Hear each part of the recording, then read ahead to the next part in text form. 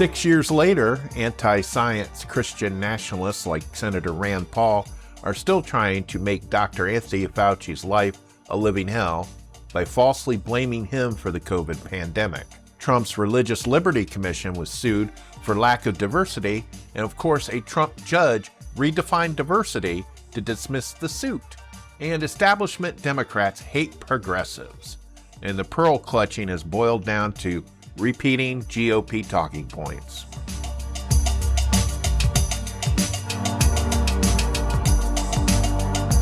This is Secular Left with Doug Berger, an independent, religion-free, progressive viewpoint on topics of the day.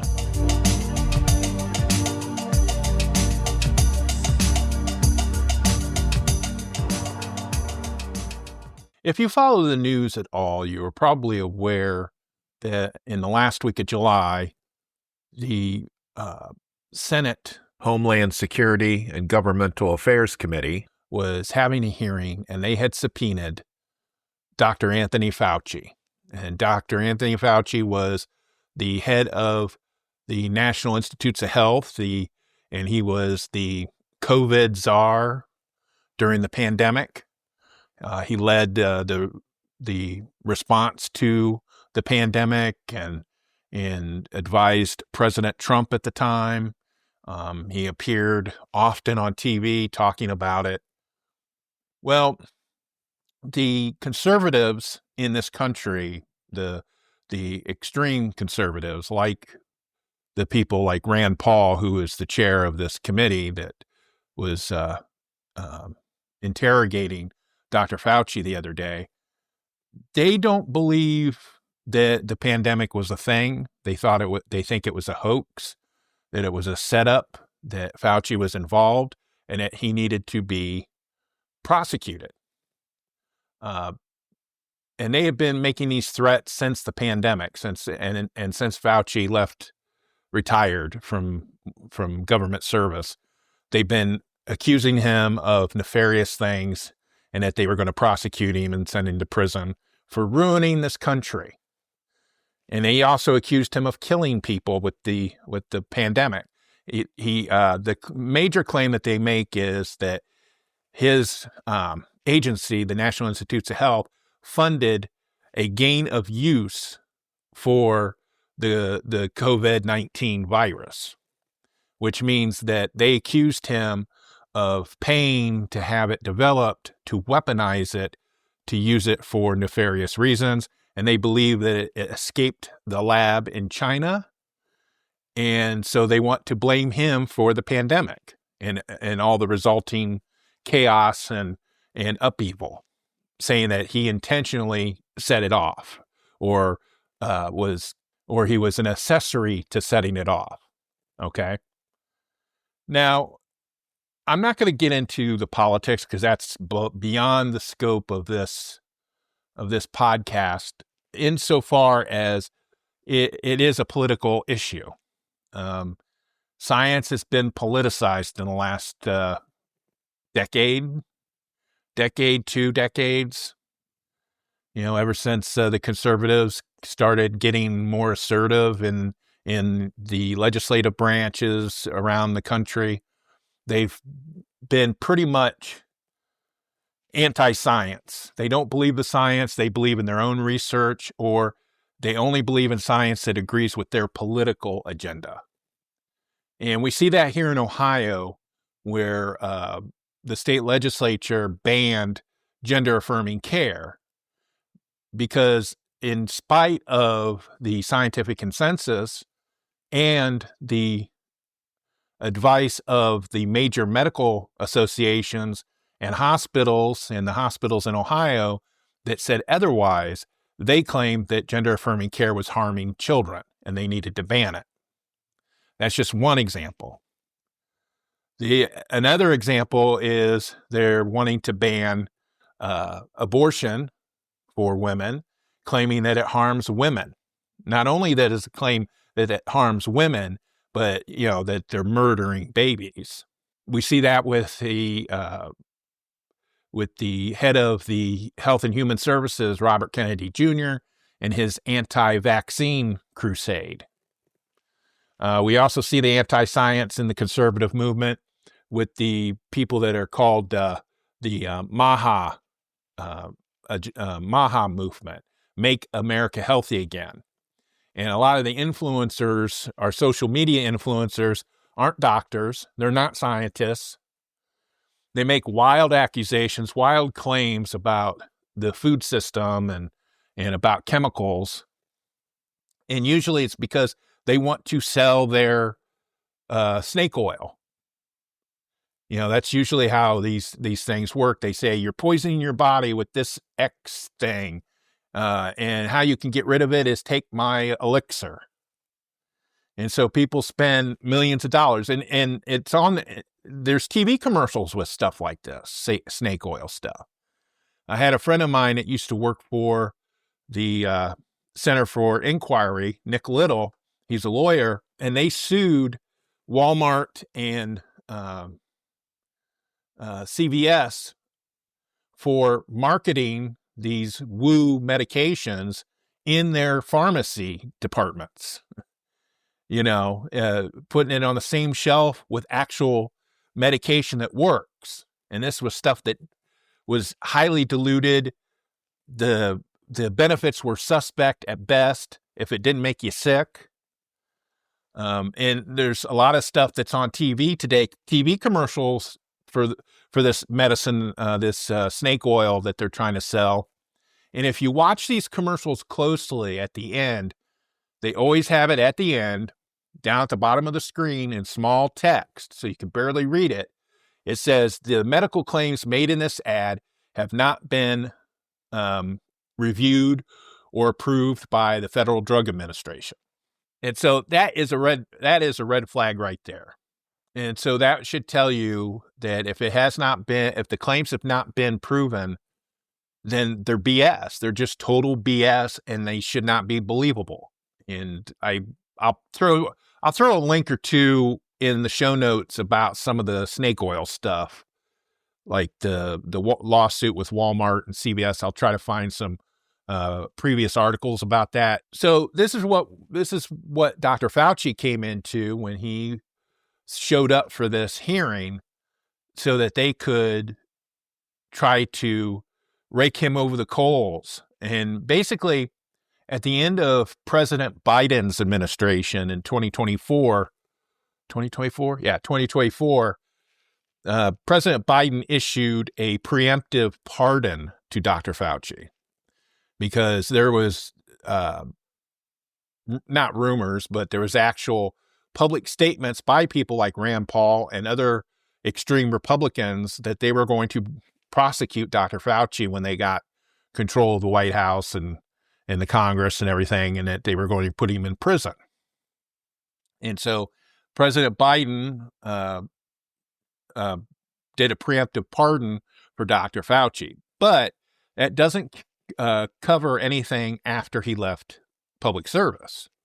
So that's why they brought him in to the hearing to answer questions. And so what they were going to do is they were going to try to catch him in a lie and charge him with perjury. Well, Dr. Fauci had a lawyer. He had several lawyers with him, which is a good thing. And he knew their intent. And so when the hearing started, he made a statement complaining about the witch hunt, and it is a political witch hunt against him. Rand Paul has had an unhinged obsession with him for years. And so that under advice of counsel, he was not going to answer any questions, and he was going to invoke his Fifth Amendment rights not to. And I was like, good for him. You know, if somebody's bringing you in to interrogate you and you don't believe that they're doing it in good faith or want to find the truth, just invoke your Fifth Amendment rights. And so that's how the whole hearing played out. I forget, I didn't watch the whole thing. I think it might have been an hour or two. So you had these extreme Republicans that want to get Dr. Fauci reading these extreme factless claims and innuendos and insults and everything to Dr. Fauci, and then he would say, his response to every question was, under advice of counsel, I invoke my Fifth Amendment right not to answer the question. So I thought it was pretty funny because these guys, they had probably practiced how they were going to get Dr. Fauci. And Dr. Fauci just kind of threw it back in their face. So now they're going to, Rand Paul is going to submit him to the Department of Justice for obstruction of Congress. He showed up. He was subpoenaed. He showed up. He elected not to answer the questions. They knew the answers they were looking for. And if he wasn't going to say it, then they would get him for perjury. Okay. So again, it wasn't a good faith effort to find the truth, to figure out how something happened. Now, the science aspect of it, they are blaming Dr. Fauci for weaponizing this virus and causing all the lockdowns and school kids losing their almost a year of education because they couldn't go to school, and the businesses that suffered, and the post-pandemic inflation, and they were putting that all on Dr. Fauci. That had nothing to do with him. The response had nothing to do with him. He was going by the best information that he had. And the thing about it is, it was a worldwide consensus. Dr. Fauci isn't in a bubble. He's not just one guy deciding all this stuff. This was a worldwide consensus that this pandemic was happening, and this was the response that needed to be taken.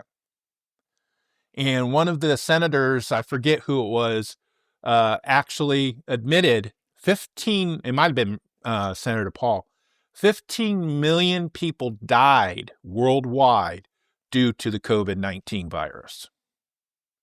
15 million people died. If it was a hoax, if it didn't mean anything, how did 15 million people die? Almost 1 million people died in the United States alone. And most of those deaths were needless deaths.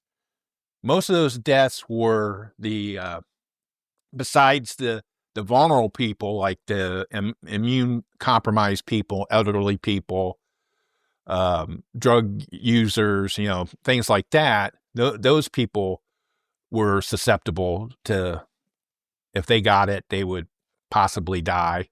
If somebody had COPD or something like that, a good chance that they would die. I mean, that's what scared me about it. That's why I never left my house for a couple of months, is because I didn't know how my body would react if I got COVID. And so then you had a lot of people that died because they had no defense for it. They were compromised. Their health was already compromised. And then you had the people that knew better and thought they knew better than a scientist. And these were the people that didn't wear a mask, didn't have the 6 feet separation. They went out to parties, to bars, to fairs. They went to church. Remember, there was a Supreme Court case that allowed people to go to church because the churches were complaining that they were being discriminated against, and that people needed to get together to praise God, which doesn't make any sense because you can praise God at home. You don't need to be in a church, obviously. And so, and so you had all these people that thought they knew better. They got sick. They ended up dying. Or you had the people that thought they knew better and they found the snake oil solutions to COVID, like the ivermectin, which doesn't take care of viruses in humans. You had President Trump claiming people could drink bleach and protect themselves from COVID. And these guys wanted to prosecute Dr. Fauci because he knew what he was doing. He got us through the pandemic. His leadership in the response got us through the pandemic with only 1 million people dying. It could have been much, much worse. And the government supported the research at the time into the vaccines. which once the extreme conservatives got control of the government, they got rid of all that stuff. The Doge cut a lot of the RNA research money because it was political. They didn't agree with their political agenda, even though RNA vaccines are relatively safe. And then you have somebody that's in charge of Health and Human Services who doesn't think vaccines are safe and wants to get rid of them, who has a major measles outbreak.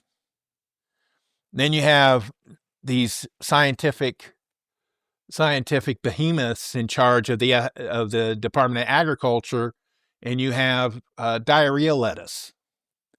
You have E. coli outbreaks going on now in the food supply. Again. Salmonella in eggs. Again. And then you have Dr. Fauci. And the thing is, Dr. Fauci has a long history of knowing his job and working his butt off to protect people like he did during the pandemic. He was at the forefront of the AIDS crisis in the 80s.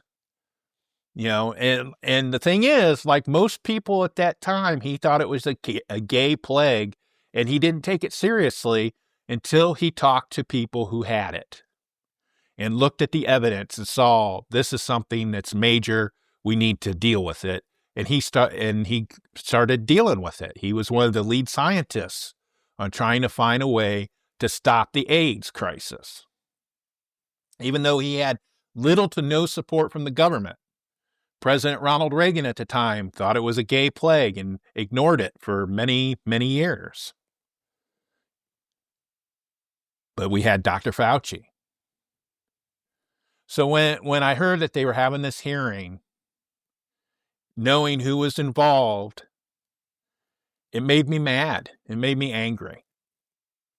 Anti-science people make me angry. Personally make me angry. It's the kind of people I want to smack around, and I don't do that. I know that's not good, but sometimes I get that mad.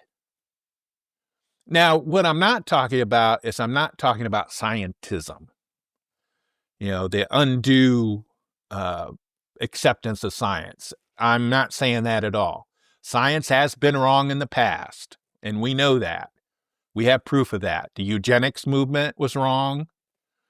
The scientists that did gonorrhea tests on black people back in the 30s and 40s, I think it was, that was wrong.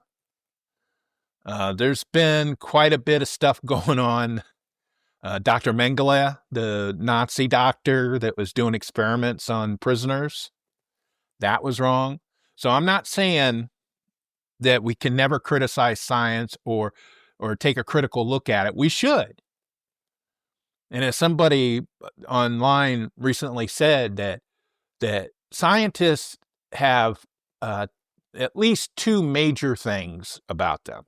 One is they want you to know everything.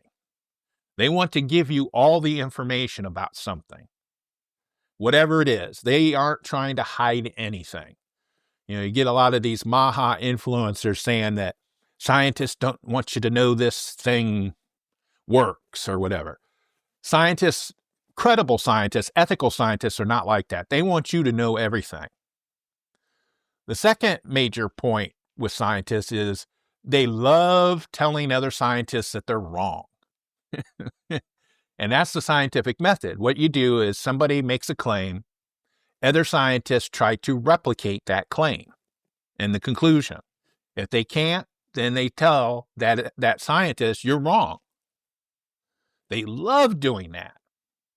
So that's why for finding out the truth in our world, our natural world, I believe the Dr. Fauci's of the world far more often than I believe the Maha influencers or people like Robert Kennedy Jr. who saw a video about something.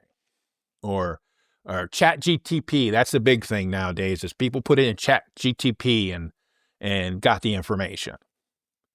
And all that does, that ChatGPT for most part, is it just scrapes stuff that's already out there. It's stuff that you can find if you look for it. If you're not lazy, you can get the information. So that's what I wanted to talk about today about Dr. Fauci and the anti-science crusade in our current government. And it's a problem. It's going to be a problem for quite some time, no matter how the November elections turn out.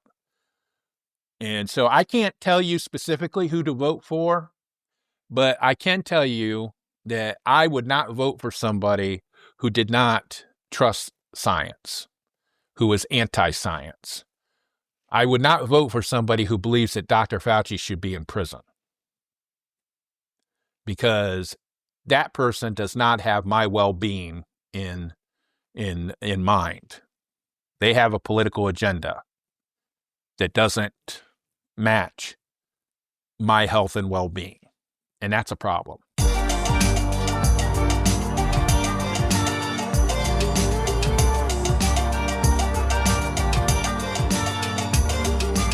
For more information on the topics in this episode and the links used, visit secularleft.us.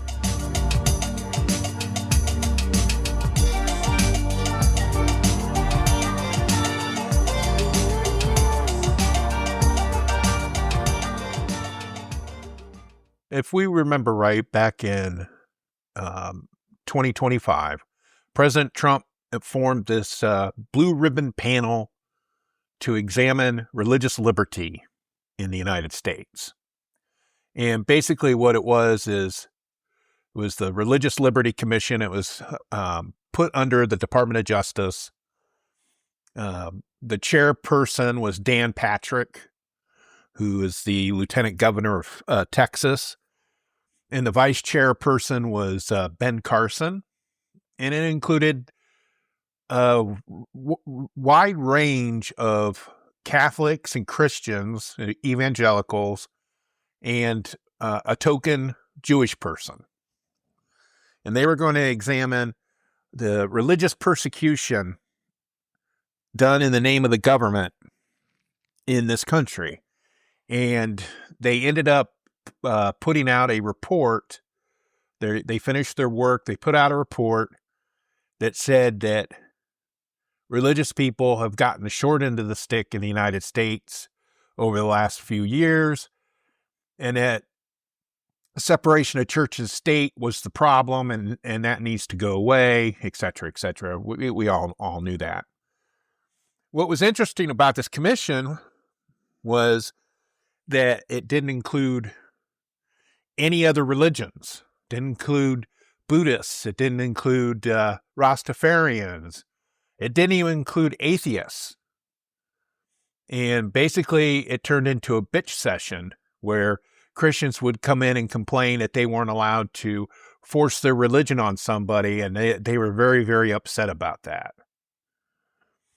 And so when it was getting ready to publish its report, an interfaith group that also included Americans United for the Separation of Church and State sued the Trump administration in federal court to basically stop the commission, saying that it was formed illegally, that it didn't represent all views, and that there was a federal law that when these commissions are formed, that it has to include the views of all people, and it has to have a balanced view. The claim that they made was that the overwhelmingly conservative Christian makeup lacked a legally required balance of viewpoints. On Monday, July the 27th, a federal judge tossed out the lawsuit. It was filed by the Progressive Interfaith Alliance, as well as Hindu, Muslim, Sikh groups, and as I said, Americans United for Separation of Church and State. The judge said the lawsuit, which sought a more ideologically and religious diverse commission, failed to meet legal criteria to proceed. He wrote that the commission is diverse in other ways, such as including both clergy and lay people. And he said the commission has adherents of at least 5 different religions, by citing the one Jewish member and then members of various Christian denominations' identities. So basically, the judge was saying because these Christians and evangelicals all don't go to the same church, then the interfaith group didn't meet the legal standard that they needed to say that it was discriminatory. Oh, that cracked me up. When I heard that, when I initially read that, I thought I was reading it wrong. Honest to goodness, that's what a federal judge said, that it did have a diverse a diverse viewpoint because the adherents didn't all go to the same church. Oh my gosh. Oh, I hope the interfaith group, I hope they appeal that, but probably not. They probably won't, because the lawsuit actually got dismissed. So maybe they'll try it again. I don't know. I said, Cronin, the judge, wrote that because Trump's executive order creating the commission rejected the idea of religious liberty as inconsistent with civil rights, he wasn't obligated to appoint someone who disagreed with that founding premise. And that's not what they were talking about. Said the Interfaith Alliance argued that the commission lacked balance because members believed the law should protect the exercise of religious belief over the civil rights of minority groups. And that's exactly what they talked about. That was just, that still's cracking me up. The court case, yeah, we got all these Christians and evangelicals, but because they don't go to the same church, it's a diverse viewpoint. The other interesting tidbit about this Religious Liberty Commission is they had a member.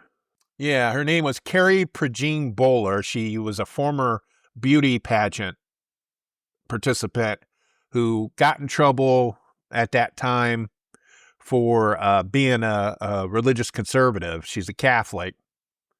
And so, of course, Donald Trump, loving beauty pageant women, appointed her to this commission.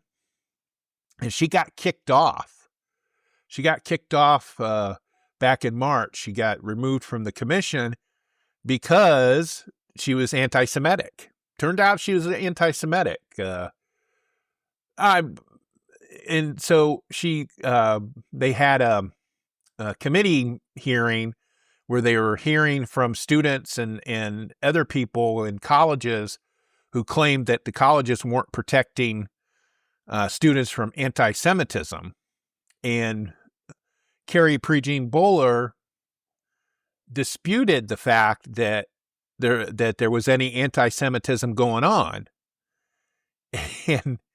And she is actually one of those Christians who believe that the Jews are responsible for killing Jesus and other anti-Semitic conspiracy theories. She supports Candace Owens, who's a podcaster who's also made comments like that. And when she got kicked off, she actually claimed that the commissioner, the head of it, Patrick, the lieutenant governor of Texas, was a Zionist. So, yeah, so she was a real piece of work. So, yeah, so we kind of knew that when they released their report that it was going to say what it was going to say, that the poor old religious people, mostly Christians, mostly evangelicals, are so persecuted in the United States, and we need to do more to make sure that they are taken care of and allowed to practice their faith without any government intervention at all. It's like, why waste the time? Why waste the time on this commission? We knew exactly what they were going to say. And unfortunately, that lawsuit was dismissed. So we'll see what happens after that. Do you enjoy this podcast? What if I told you there is a companion newsletter available? Secular Left Nuggets has written posts that either complement a current podcast episode or highlight a topic that may or may not be turned into a future podcast segment. Subscribe to Secular Left Nuggets at secularleft.substack.com, and it is totally free. As we speed towards the November election, there have been a lot of primaries that have been run. I believe Michigan is the first week of August. And then there's some other ones before we start. Usually Labor Day is the date that most campaigns really hit out for the November elections.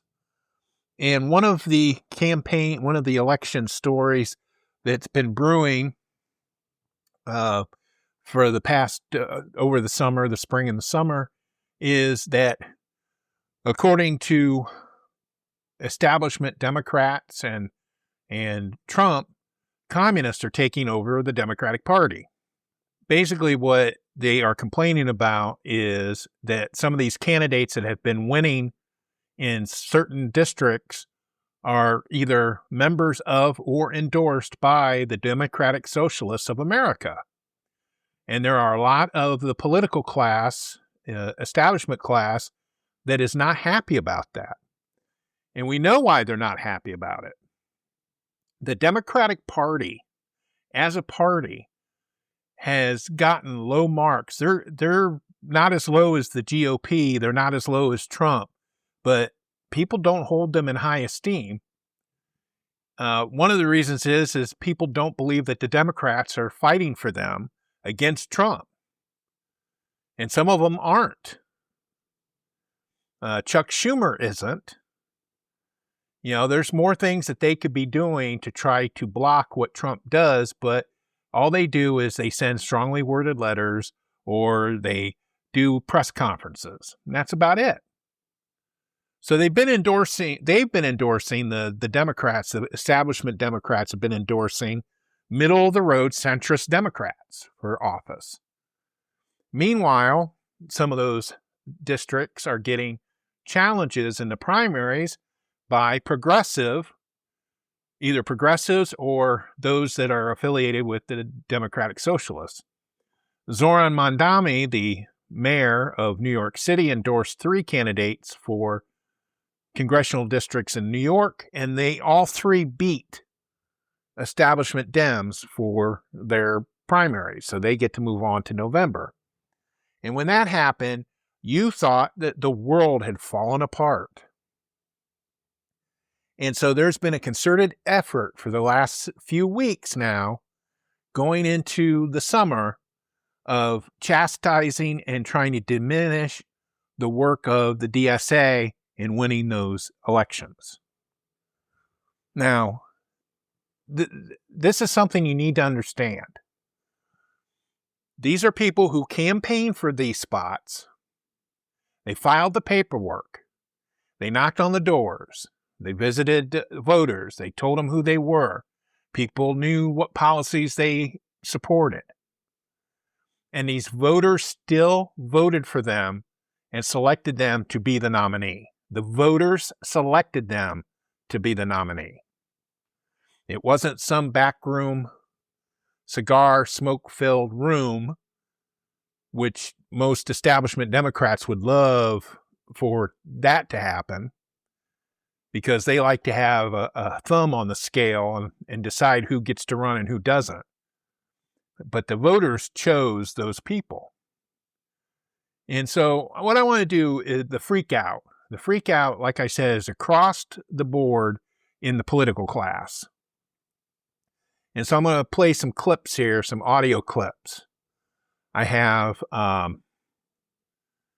Joe Scarborough, who does the Morning Joe show on MS Now. He kind of tries to pretend that he's an independent, but we all know that he served in Congress as a Republican. And until he made nice with Trump, Trump didn't like him too much, but now they're friends again. And so get a load of what he talks about it in this clip. And then I'm going to play another clip by James Carville, who is a Democratic consultant who's been out of touch, who hasn't won an election since Bill Clinton in the 90s, who is still raking in the money. See, that's the thing. These Democratic consultants, if the progressives are running, they don't need consultants. So, I think that's what's wrong with James Carville, is he's upset that he's losing money. We were going to lose money. So I have a clip of him from a podcast in which he said that, he's not in the Democratic Party if it's being taken over by the DSA.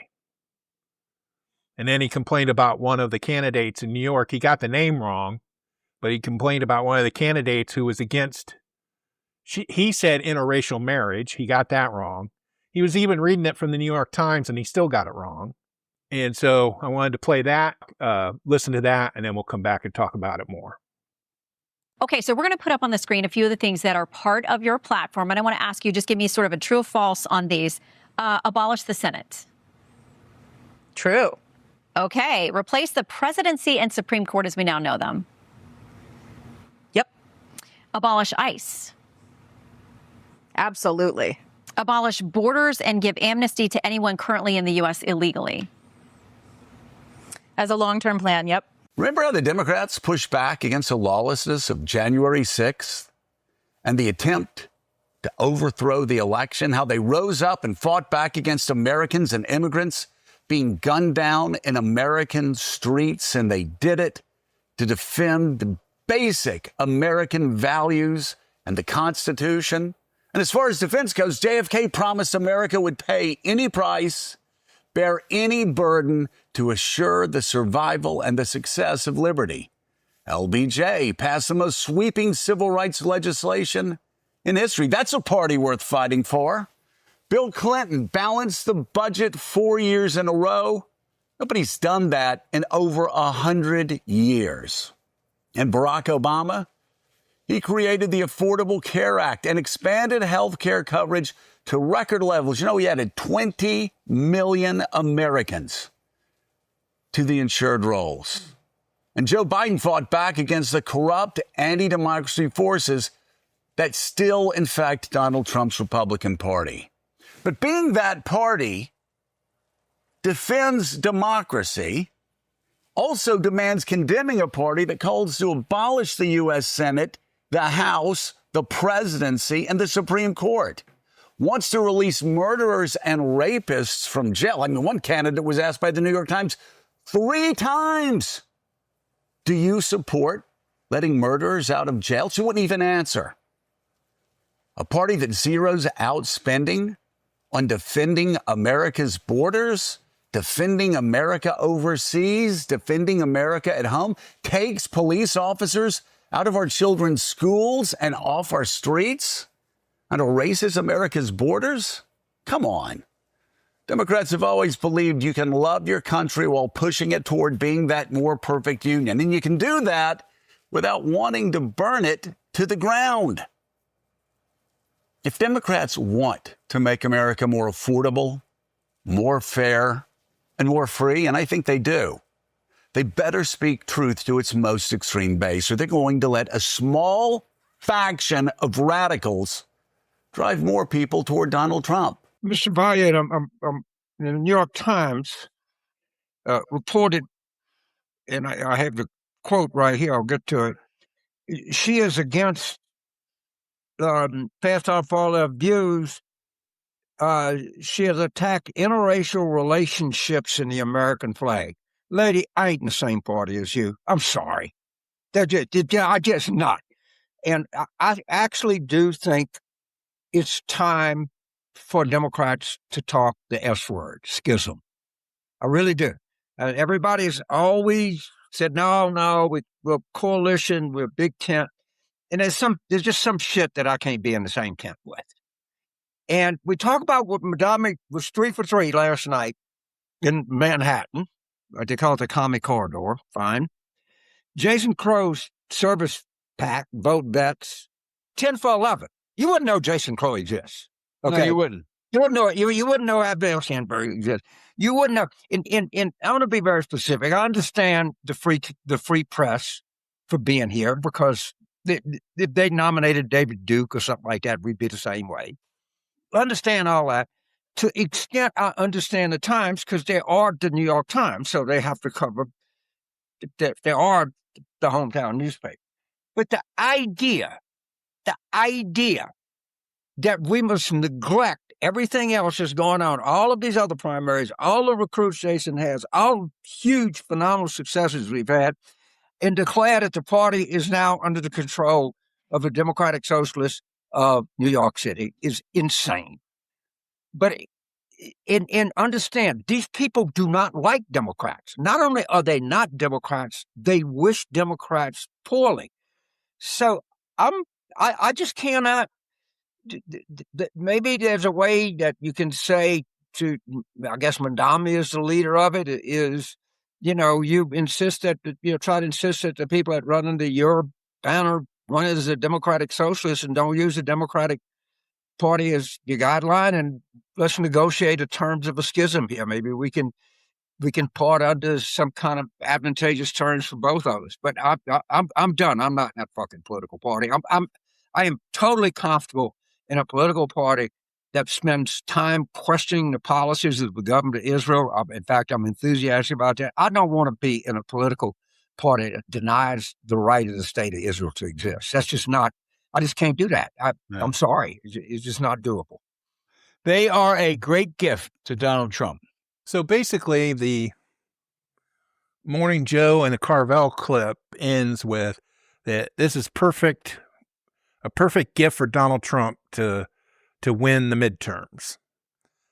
They just totally forget that Donald Trump is so far underwater. His policies are so far underwater. He's like 30 points underwater. A recent poll that I showed, and this was several weeks after the New York City elections, Democrats on a generic ballot are up 11 points. Some of the races that people thought was a shoo-in for Republicans have been switched from likely Republican to toss-up. The Ohio Senate race is a virtual tie. The governor's race is a virtual tie. And the Texas governor's race is a virtual tie. Because the candidates that are being run are just so tainted with the stink from Donald Trump. And there is nothing going around. I saw a recent poll. I'll have to see if I can find a link to it. They did a poll about democratic socialism, and half the people didn't even understand what democratic socialism was. And half the respondents did. And you haven't seen an effect in it in any of the other polling that's been done recently. And speaking of polling, somebody that I follow on Twitter, I've been very disappointed because they've swallowed the red pill concerning Democratic Socialists, and that was Rachel Beitkoffer. I'm not sure how to pronounce her last name, but she was a PhD, has done polling work and political strategy. She is totally jumping into the Democratic Socialists are bad for Democrats pool, even though she's the one that was complaining about centrist Democrats in 2024 when Harris was running, and the corporate Democrats that were caught. She kept saying that it's bad for the party. They're not going to win. And it ended up that they didn't. And now she's on the other side. She had a post up on Twitter where complaining or criticizing Zoran Mandami for his effort to have affordable groceries. He's having a pilot project where he's establishing some city-run grocery stores that are going to sell basic necessities at 30% discounts. And I guess it's starting with 2 stores in Manhattan, and I think the Bronx is the other one. And so Dr. Beitkoffer was saying, well, that's not going to end well. And I think some of the reaction to it is the fact that the Democratic Socialists, like any reasonable progressive out there, opposes the genocide in Palestine. That's one of the reasons why Harris lost in 2024, is because she turned off enough voters that didn't come out for her.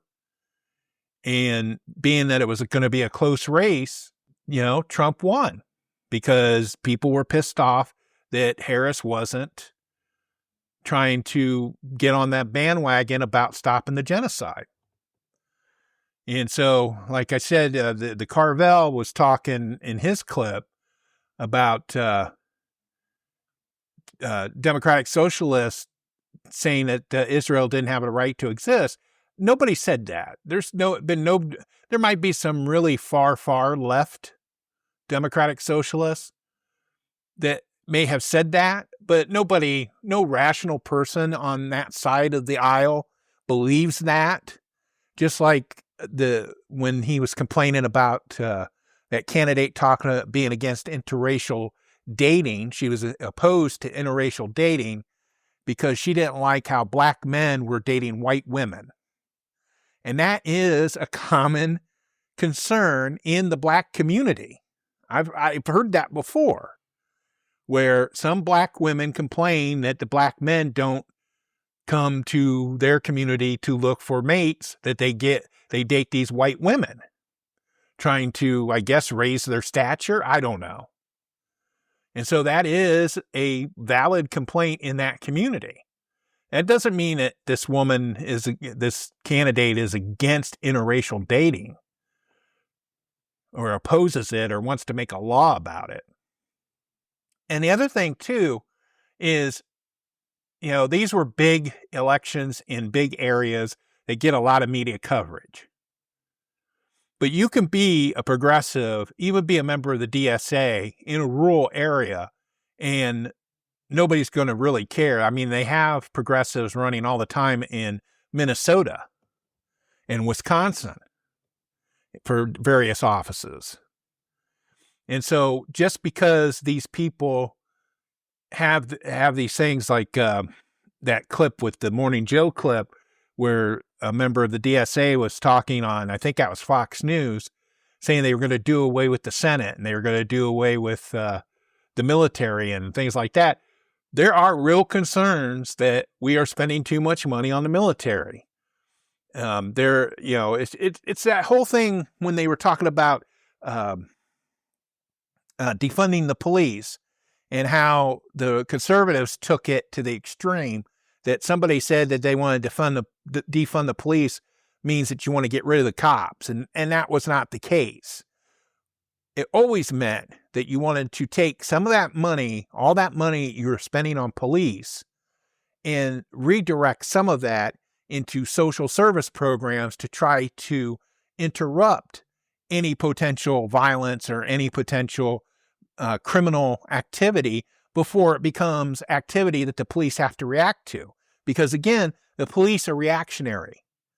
They don't prevent crimes by looking for it ahead of time. They react to crimes. They investigate. They arrest people. They chase people. So all this horse crap from these establishment Dems, it's just really pissing me off. It's just really pissing me off. I'm not a Democratic Socialist. I'm not into parties. I tend to vote for Democrats, but I'm not an official Democrat. I'm not registered with the party. Because I just don't like the party. I just don't like the structure of that party. It's always it's my turn, so I should get elected, or you have people that are bought and paid for by corporate money, like James Carville. So if James Carville doesn't want to be in the Democratic Party, I'm fine with that. Because like I said, he is batting 1,000 in no races. He has not been relevant since the 1990s. But yet, there they are. They traipse him onto these things when he's saying BS stuff about Democrats and about the DSA. So I can rest assured to my audience that the Democratic Socialists are not taking over the Democratic Party just yet. And the other thing, too, that also bothers me is why aren't we seeing this outrage against actual fascism from the Trump administration? I mean, actual outrage. Chuck Schumer and James Carville, they are more angry at progressives than they are at some of the crap that Trump has pulled. And that is why the establishment Dems, the centrist Dems, lost those particular elections. Is that going to happen across the board? Probably not. You know, I saw a video clip, it might have been from 2020, when John Ossoff down in Georgia was saying that he doesn't support Medicare for all, which a lot of DSA people support Medicare for all. He supports, Ossoff, at least at that time, supported the Affordable Care Act and the public option, which, by the way, is a compromise for the big pharma and for corporate health insurance. Medicare for all would pretty much decimate private insurance companies, which they should be. In fact, Ossoff has tried to get legislation passed that would prohibit insurance companies from denying or delaying treatment or coverage for treatment. And he's lost every single time. Now, if he supported Medicare for all and got some of his buddies involved in that to get it passed, then that would be part of it, is they would not be able to deny or delay coverage or treatment in a Medicare for all scheme. So anyway, that's all I want to talk about. It's really grinding my gears recently, is this whole freak out about Democratic Socialists. Again, I'm going to have a link to the Democratic Socialist website. If you're interested in it, find a local chapter. Personally, I'm not going to do that, but I do support a lot of the things that they talk about.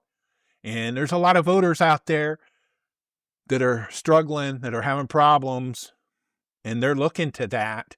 So if you're a progressive, maybe if you're weary of the label DSA, at least, trumpet some of their policy statements if you're running for office.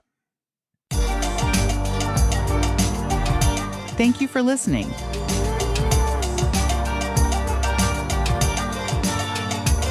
Secular Left is hosted, written, and produced by Doug Berger, and he is solely responsible for the content. Our theme music is Dank and Nasty, composed using the Amplify Studio.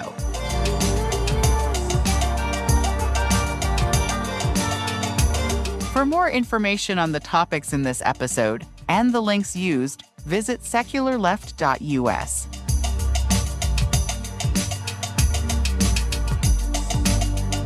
If you want to support the show, share it with your friends or visit our merch store at secularleft.us/shop. See you next time.